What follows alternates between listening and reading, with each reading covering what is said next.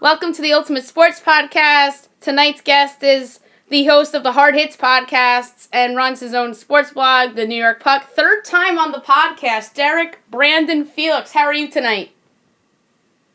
I'm doing just dandy, Madison.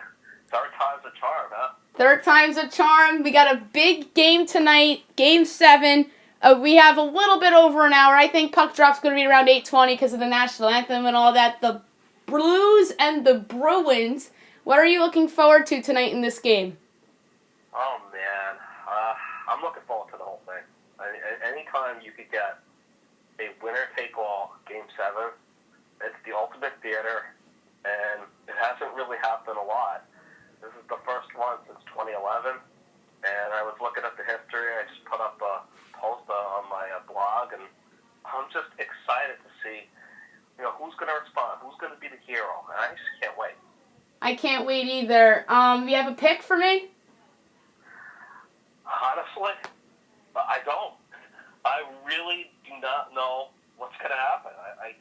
I wouldn't be surprised if it goes like 2 overtimes, and then somebody that you don't expect to score wins it.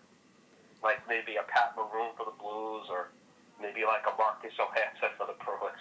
That's what I think. This series is so strange, and I could see that happening. I could see it being that kind of game. Game 7 histories right now are showing on the NBC SN pregame. 1945, 1942, Maple Leafs, Red Wings. A lot of original 6 scores. One of them was Rangers, Red Wings from 1950 that just popped up.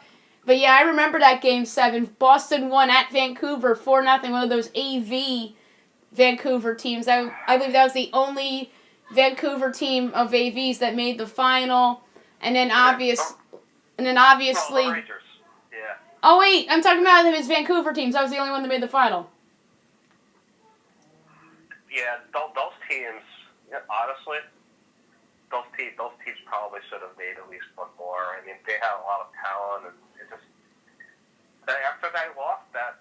The way they lost that series, losing Game 6, the way they lost it in Game 7, we get shut out there 4-0, and I know Tim Thomas stood on his head, and he's great, but they lost it for all the wrong reasons. The road team has won the last 2 Game 7s. Before that, it was the home team. I mean, getting back to 1987 with the Oilers and Flyers, and of course, 14th, 1984, which I remember very well, being very anxious and being very nervous now. In that third period. Yeah, now they're showing the Celtics-Lakers Game 7 from 1984. Now's the last time the Boston Garden, which is now the TD Garden, has hosted a Game 7. And obviously we just talked about how Bruins-Canucks was the last Game 7. And some of those players are playing tonight, such as Brad Marchand and Patrice Bergeron. All those guys were on that team. Zdeno Chara, obviously. But the difference is that it was Tim Thomas. There were 5 altogether. Madison, you mentioned obviously the main ones, Daniel Chara being the ultimate leader. I can't believe he's playing with the broken jaw. He probably can't even talk, and probably has to have fluids or whatever. But the heart that these guys show, they lay it all out there. David Krejci is the other one. He finally came to life in the last game. He looked good the whole game, the first period, and set up that big goal. The other one would be Tuukka Rask, who was the backup. People forget he was the backup. So that I think he's been on a mission the whole time. He has to prove that he can do it because of how they lost to the Blackhawks, and he's had a lot of criticism in the city. And look, he's the leading Conn Smythe candidate. So yeah, there's a lot on the line here. A lot on the line. I feel like there's more on the line for the Bruins than the Blues because it's Boston and because these guys have been to 2 Stanley Cup Finals before, and if they win this one, there's going to be a lot of talk with that franchise and those players that, like Chara, like Bergeron, that have been on both those teams and Hall of Fame cases. And on the flip side, St. Louis, this is the biggest game of Vladimir Tarasenko's life. Like, he's never been in a big moment like this, and I really am intrigued to see how they come out. And obviously Ryan O'Reilly has never been in a big game like this. I can think of a few guys from the Blues that were on different teams in the past that could have been in big games like this. Can you help me out with that? If there's any, role guys? let me think here. Okay, so if I'm just thinking here, God, I know Pat Maroon. Was Pat Maroon on any good teams? Because I know he's been around. He's been on the Ducks. He's gone deep before in the playoffs. He's been on the Ducks. But that's about the only thing I know. What I do know is that for guys like Tarasenko that you mentioned, for O'Reilly, that's another one, and obviously Jaden Schwartz isn't admitted. Jaden Schwartz, Pietrangelo, the captain of the team, and Steen. They've never been in this kind of a game before, but they just played for a chance to win the cup on their own home ice, and it just didn't come together for them. Boston matched their intensity, and they matched physicality, and they were the better team in that game. Look, the Blues have been a team of resilience, Madison, and I really think if any team can get it done, they could get it done because they've always bounced back. I mean, if you look at Binnington, he didn't have such a good Game 6, but in Game 5, he was under siege in the first period. He made 17 for 17 saves in the first period and saved their bacon and wound up with 38 saves. So, when you think about where they were, like Ruby said, they were basically last. And when he first took over, they were losing still because they still had Jake Allen. If you told him that they would play for a Game 7 for a chance to win the Stanley Cup, and they're just like Ruby, he would take it, and they would take it. So that's how they have to look at it. They have to look at it like that. Yes, exactly. And then the Game 7 of 2009, so 10 years ago, was Red Wings Penguins. I remember Detroit won at Pittsburgh. Or I'm sorry, it was the other way around. Pittsburgh won at Detroit, and Detroit was going for the back-to-back. And that was Crosby, Malkin, and all those guys. And you know what the crazy part about that game was? Crosby got hurt. Yes, I remember that. It was unbelievable. He was hurt. He's just standing on the bench, and me being, of course, back then everybody hated Crosby. And some people still can't get over their Crosby hate. There's Ranger fans like that still, and I have a lot more respect for him now. But I just thought it was ironic, Max Talbot was the hero. He scores the 2 goals. He played on that checking line with George Dahl. That's what Game 7 really is. I mean, it's about the guys that you don't think are going to score that wind up scoring. Like in 2003 for the Devils, right? Yep. In that series where the whole team won every game. Mike Rupp, who's a great analyst now for NHL Network, and he played for the Rangers too in 2012. What did Mike Rupp do? He scored 2 goals as a rookie. And Jeff Friesen, who didn't do anything after that, scored the other goal. And that's what it's about. That's what Game 7 is. Yeah. Especially in hockey, because that's where, unlikely heroes come about, and there's the possibility of overtime, which I predicted on my podcast today that I said that this game would go to overtime. I'm going to take the Blues to win it. I took them to win the series. You talked about how Jordan Binghamton is rebounded after losses. His goals against averages after losses are 2. I don't feel good about the pick at all, but road teams have been better in this Stanley Cup final, and I just have a gut feeling about this. Don't feel like it can't happen. Don't feel like, you don't feel good about it. I mean, look, I really think it depends on what happens early on. I mean, the Bruins are going to come out, guns a-blazing, and think about the emotion that's going to be in that building. They're going to do a tribute to David Ortiz, and they should. And I'm glad David Ortiz is alive still, and it's just unbelievable that happened. There's going to be a lot of emotion. There's going to be a lot of emotion early, and it could be the guys like the Oscar Sundqvist or the Barbershows. He'll be back probably tonight. It could be. You just never know what's going to happen. Like Madison in Game 2, right? When it went to overtime, and I knew the Blues were going to win that game based on what was being played. Carl Gunnarsson scored the game winner on a delayed goal, and all 3 of his points are in this series. Yep. You just don't know. You don't know what's going to happen. Brandon Carlos scored in this series. And he just scored. He just scored in the last game. Yeah. Brandon Carlos. I mean, he threw a puck. It was a good play. He threw the puck. It dipped underneath mid. He probably still should have had it. Yes, it did deflect, but that was a killer. That was a killer. And then like I didn't think that they were making the right move. Cassie was making the right move by holding David Backus out. A former Blue, I figured, in a do or die. You know, he wanted to be in there. He goes with this kid Coolidge, Carson Coolidge. He scores the third goal, and he was good the whole game. I mean, you just don't know what's going to happen. That's what's great about hockey. Oh, yeah. Is David Backus playing tonight? Because I kind of like the idea of him scoring against his former team in a championship game. That stuff always happens, it feels like, in sports. Yeah, I honestly, I wonder if Cassidy would really make that move after how good Carson Coleman was. I mean, he was good. They played him. He played on the second line with Krejci and DeBrusque. And Krejci and DeBrusque had their best games with that kid. And I don't know. I mean, would they play him? Are they going to play Chris Wagner? Chris Wagner actually was cleared. I know they're making a change on defense, Madison.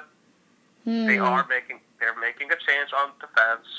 So that's going to be a key. Connor Clifton is going to come out, and I can't pronounce the guy's name. That's probably good. Interesting, but John Moore's going to play. He's been in big games before. Yeah, this is the crazy part. I changed the blog from New York Puck to Battle of Pucks because it's really Rangers and Devils. You know, I do Rangers and Hassan takes the Devils. And we got this exciting draft coming up, and I just can't wait for that whole thing. I know we're going to get to that a little later, but either way, right? Listen to this. This is going to drive fans of each team nuts. But especially if you're a Ranger fan, either John Moore played for both the Ranger Devils, yep, or I think Michael Delzato. I'm not sure if he gets his name, whether he played for the Blues. I don't know. Oh, that's right. Somebody is going to get their name on the cup, whether it's John Moore or Michael Delzato before Henrik Lundqvist. Now, you could name all these guys. You could name Lundqvist. You could name Lago. You could name Joe Thornton. You could name all these guys that they're probably never going to get their name on the cup. And John Moore or Marcus Johansson, Johansson just missed out with the Caps. So somebody, or Pat Maroon, they're going to get their name on the cup. Somebody's getting their name on the cup that play for the Rangers and Devils. So that's crazy. Yeah. Dude, I forgot about Johansson. He was just on the Devils, and they traded him to Boston. And he's been a big part of their run. That was a great trade. Great trade. Big part of their run. And another guy that's been great, who might have his name on the cup, Charlie Coyle. Coyle. He's been great for Boston. The defenseman, by the way, that I was thinking of is Gretschek. Gretschek, yes. And I thought when he went down in that game too, I was like, that's going to really hurt Boston because he's very underrated. He's part of that top four, and I was right actually. I mean, John Moore. I think of John Moore a lot of credit. I didn't think John Moore would come in and play well, but he actually did. He played good in the 2 games that he played, and actually gave them a lift. And so because of that, I guess John Moore's going to play again tonight. And Clifton's coming out. So you just don't know what's going to happen. You don't know what's going to happen. It's going to be crazy. Before we switch over to NBA, we'll talk quickly about Hughes and Kakko. A buddy of mine I saw before, a Ranger fan, asked me, what would you do if the Devils took Kakko number 1? I said, you have to take Hughes, no doubt about it. He's the best player in the draft. You take Hughes if the Devils take Kakko. Do you agree? Are you kidding? I mean, either way, I feel like it's a home run for the Rangers. They're in a great spot. I mean, who would have ever thought? Everybody talks about how the Devils won the first pick, and at first I was all bummed out, but then I realized, you know what? You know who the real winner of the draft lottery was? It was our team. It was the New York Rangers. They won the lottery. They weren't supposed to be in the top 3. I agree. And they're picking second. And if you could get Jack Hughes, he'd be your top center, and Zibanejad would be your second center eventually. So that would solve so many things. That Hito would be shift to wing. I mean, there's so many possibilities here. But if the Devils, they sound like they're going to take Hughes, and they're just want to put Kakko. They could go the other way. I mean, there's so many different things they could do. I don't want to play out all the scenarios now because we got to wait. I want to be patient. I want to wait. I want to wait and see what they do. I want to see what JD. I want to see what Jeff Gordon. I want to see what they do. So I'm going to wait. I'm going to wait and see what they do. I love the hire of JD. I was so happy that they made that choice. I thought that was the home run choice. There are people on Twitter that are claiming for Steve Yzerman. I thought it was a lock that he was going to the Red Wings. I proved to be right. Ken Holland ends up with the Oilers in result of that, and we end up with JD. And I don't think Columbus has replaced JD yet, have they? They have not made any move yet as far as that goes, but they still have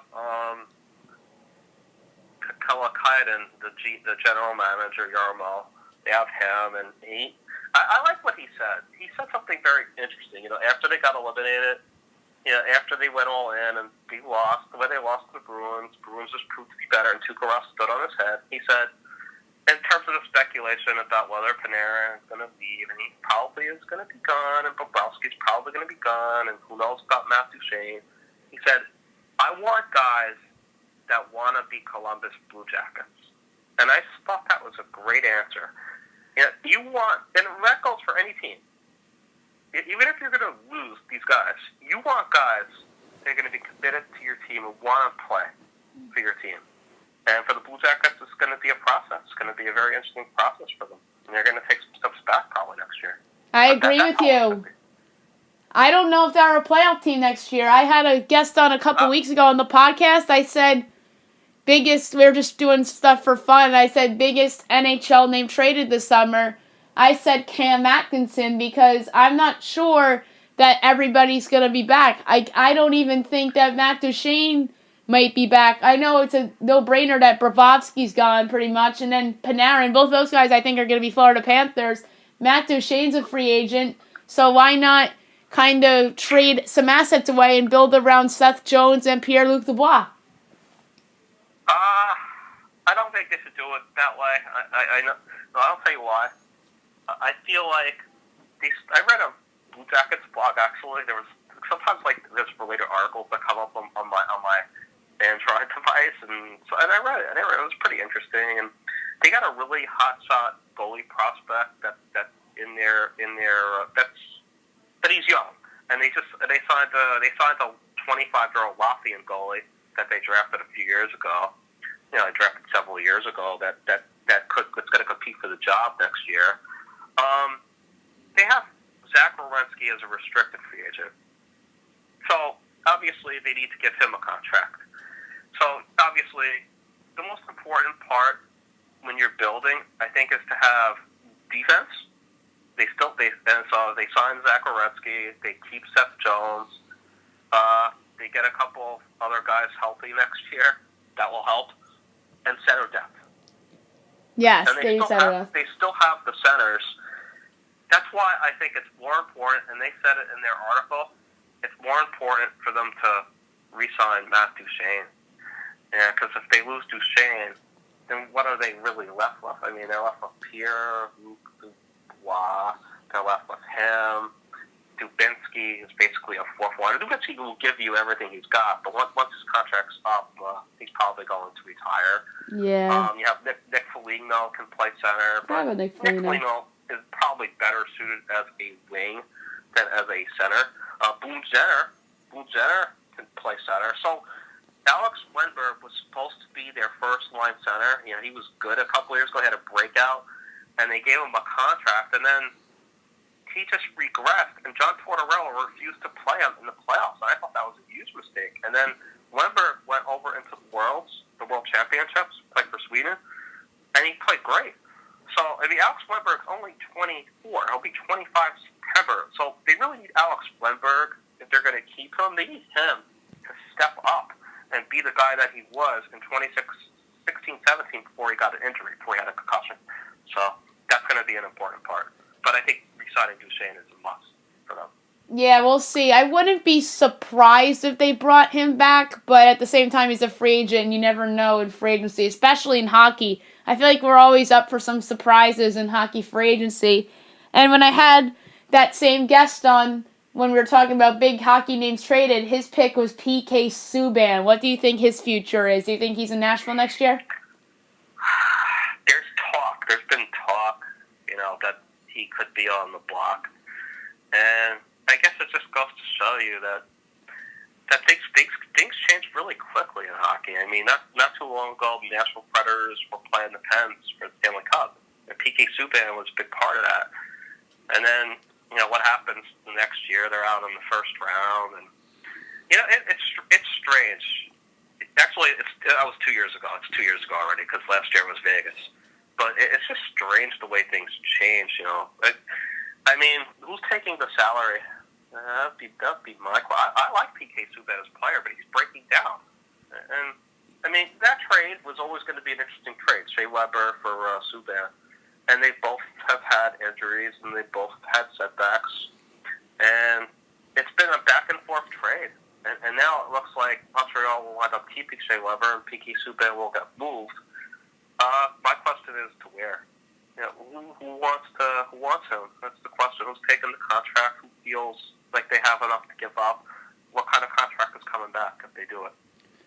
A team that could be interesting for PK would be the New Jersey Devils. They could use somebody to pair up with Sammy Vatanen. The Devils, they need defense. That's very true.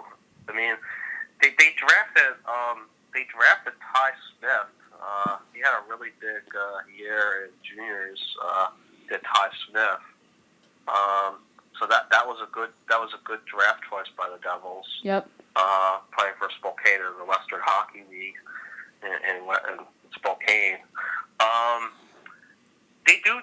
I don't know. I can't predict. I don't know if that's the kind of move that Ray Sherrill would make. He has to make a decision. They have to make a decision on Taylor Hall. That's just like the Rangers have to make a decision on Chris Kreider. So there's a lot of things that are just very undecided right now with the two teams. Yeah, and then you have the Islanders who have some interesting choices to make as well this summer. They have some free agents. Didn't they extend Brock Nelson, if I'm not mistaken? They gave Brock Nelson $6 million on average. I think it was a 6-year. Was it a 6-year contract? Yeah, I think it was 6 years, $36 million, but $6 million per year. Yeah, you're right. Brock did get extended, which was smart by the Islanders, I thought. I think it was a little overpayment, but I understand why they did it. Yeah, me too. That's just the market. That's just how the market works, man. So, yep. If Brock Nelson is worth $6 billion, what do you think Kevin Hayes will be worth? $6.5 million. I mean, the Flyers are hoping to get a deal done with him, so they could load up. I think the Flyers are the team that will replace the Columbus Blue Jackets in the playoffs next year. I'll just go out and say that, especially if Carter Hart, if Carter Hart doesn't have a sophomore jinx.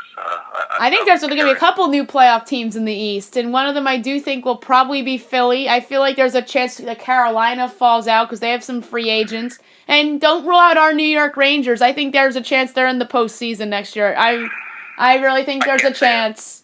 I think there's a chance. You know what? I want you to give me your reasoning behind why you think they can do it.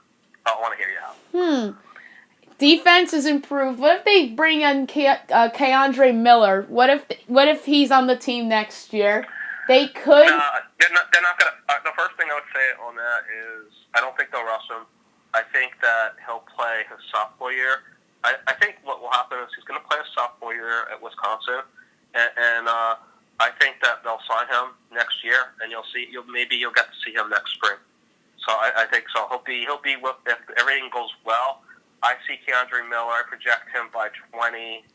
I'm projecting him for that. The goaltending. Goaltending is one of the biggest issues with this team. And we all love Henrik Lundqvist. We all appreciate what he's been able to do as a former 7th-round pick, a guy that I followed when he played over in Sweden.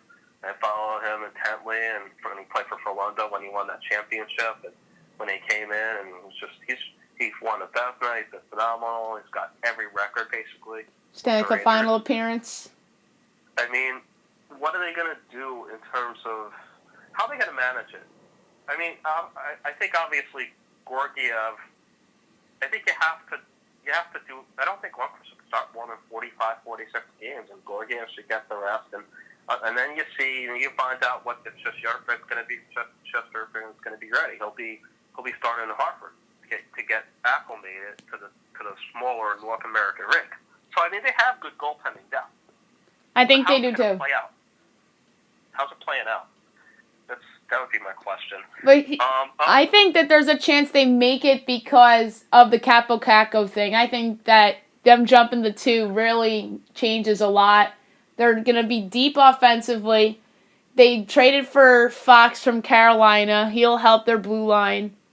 And I thought that there's a chance Miller would be on the team next year, but you don't seem to think so. I don't think they should rush him. I think this organization's a little smarter now. They're not going to just go and rush players. They want to make sure these guys are ready. That's what they want to do. They want to make sure they're ready. And when you have guys like Libor Hajek, and Ryan Lindgren, another one of Neil Lundqvist, who actually turned out to be better than people thought. Adam Fox was a good move. So they have Adam. They have Kelly DeAngelo, who developed into a key player for them. Neil Pionk, those are restricted, so they have to make some decisions there. I really think the key is they need to get a right-handed top pair guy.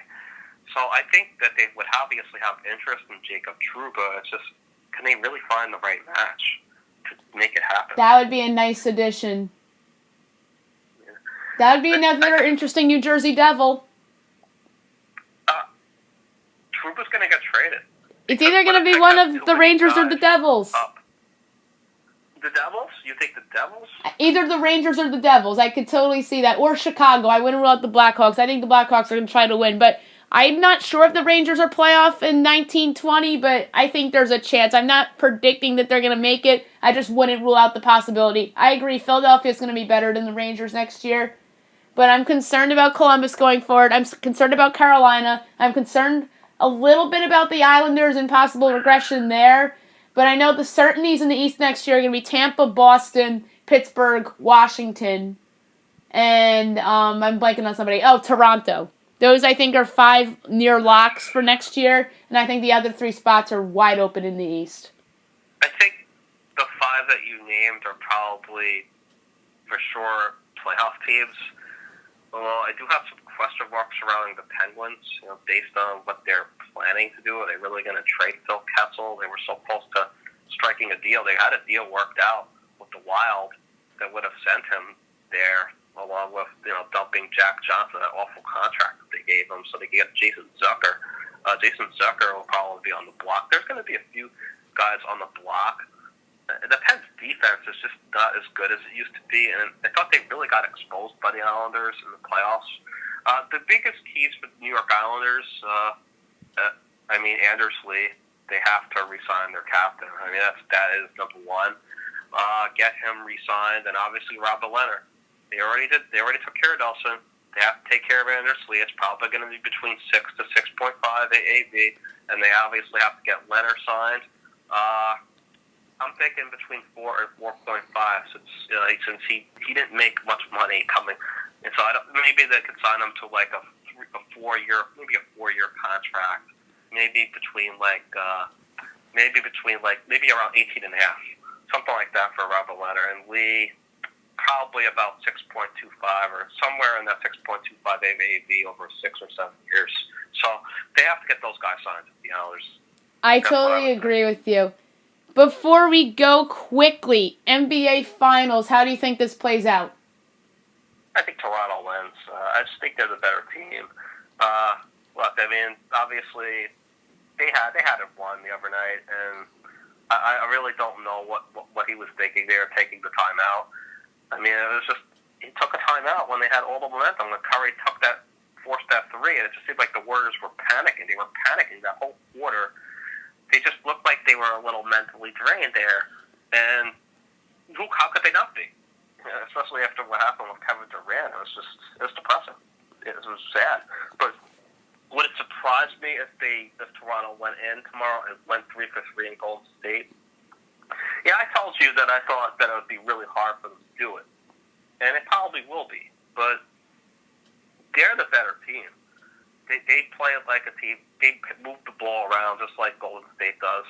They play great defense. They have size. That's why they've given Golden State problems. If I'm Toronto, I want to end it tomorrow.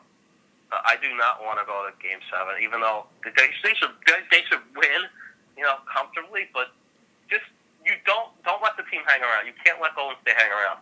If you let them hang around, that's dangerous. That's all I'm gonna say.